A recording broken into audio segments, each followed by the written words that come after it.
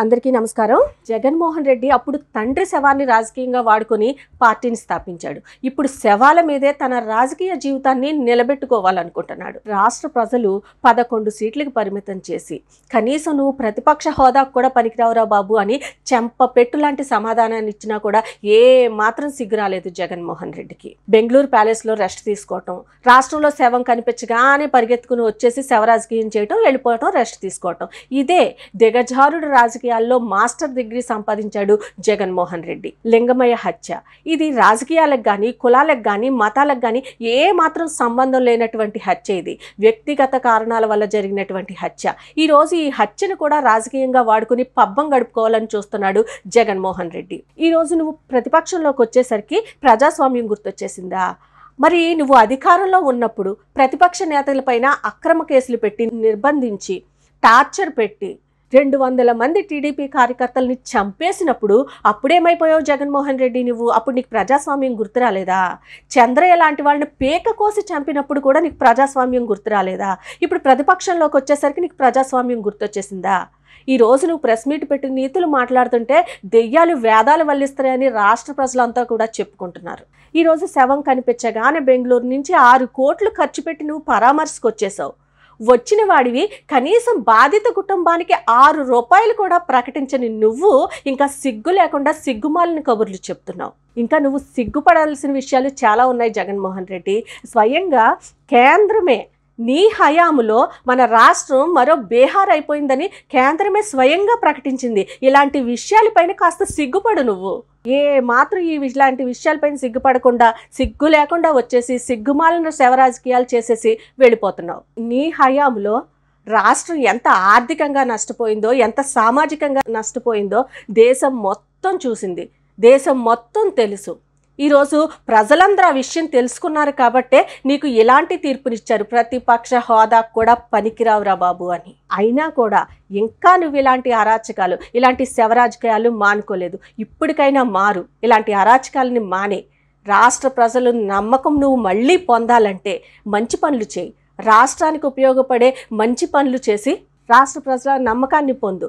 అంతేగాని లేదు ఇలాగే ఉంటాను, ఇలా శవరాజకీయాలే చేస్తాను, ఇలాంటి అరాచకాలే చేస్తానంటే రాష్ట్ర ప్రజలు నీ రాజకీయ జీవితం మీదే తుది తీర్పు ఇవ్వటానికి సిద్ధంగా ఉన్నారు. గుర్తుపెట్టుకో జగన్మోహన్ రెడ్డి. అందరికీ నమస్కారం. జగన్మోహన్ రెడ్డి అప్పుడు తండ్రి శవాన్ని రాజకీయంగా వాడుకొని పార్టీని స్థాపించాడు.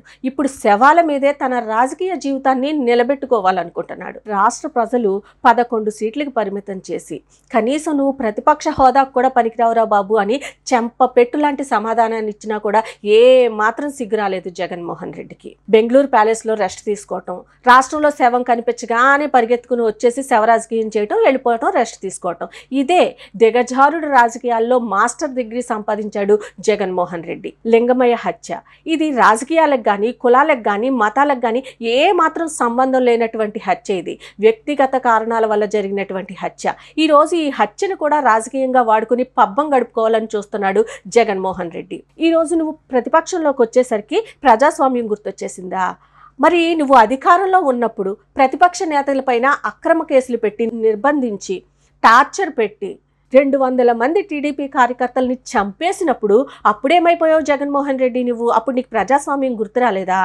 చంద్రయ్య లాంటి వాళ్ళని పేక కోసి చంపినప్పుడు కూడా నీకు ప్రజాస్వామ్యం గుర్తు రాలేదా?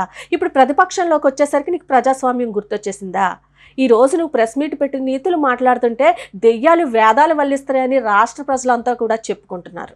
ఈరోజు శవం కనిపించగానే బెంగళూరు నుంచి 6 కోట్లు ఖర్చు పెట్టి నువ్వు పరామర్శకు వచ్చేసావు. వచ్చిన వాడివి కనీసం బాధిత కుటుంబానికి 6 రూపాయలు కూడా ప్రకటించని నువ్వు ఇంకా సిగ్గు లేకుండా సిగ్గుమాలిన కబుర్లు చెప్తున్నావు. ఇంకా నువ్వు సిగ్గుపడాల్సిన విషయాలు చాలా ఉన్నాయి జగన్మోహన్ రెడ్డి. స్వయంగా కేంద్రమే నీ హయాములో మన రాష్ట్రం మరో బీహార్ అయిపోయిందని కేంద్రమే స్వయంగా ప్రకటించింది. ఇలాంటి విషయాలపైన కాస్త సిగ్గుపడు నువ్వు.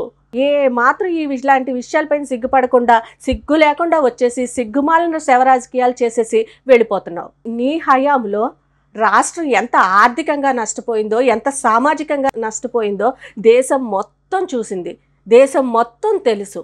ఈరోజు ప్రజలందరూ ఆ విషయం తెలుసుకున్నారు కాబట్టే నీకు ఇలాంటి తీర్పునిచ్చారు, ప్రతిపక్ష హోదా కూడా పనికిరావురా బాబు అని. అయినా కూడా ఇంకా నువ్వు ఇలాంటి అరాచకాలు, ఇలాంటి శవరాజకీయాలు మానుకోలేదు. ఇప్పటికైనా మారు, ఇలాంటి అరాచకాలని మానే. రాష్ట్ర ప్రజలు నమ్మకం నువ్వు మళ్ళీ పొందాలంటే మంచి పనులు చేయి, రాష్ట్రానికి ఉపయోగపడే మంచి పనులు చేసి రాష్ట్ర ప్రజల నమ్మకాన్ని పొందు. అంతేగాని లేదు ఇలాగే ఉంటాను, ఇలా శవరాజకీయాలే చేస్తాను, ఇలాంటి అరాచకాలే చేస్తానని అంటే రాష్ట్ర ప్రజలు నీ రాజకీయ జీవితం మీదే తుది తీర్పు ఇవ్వటానికి సిద్ధంగా ఉన్నారు. గుర్తుపెట్టుకో జగన్మోహన్ రెడ్డి.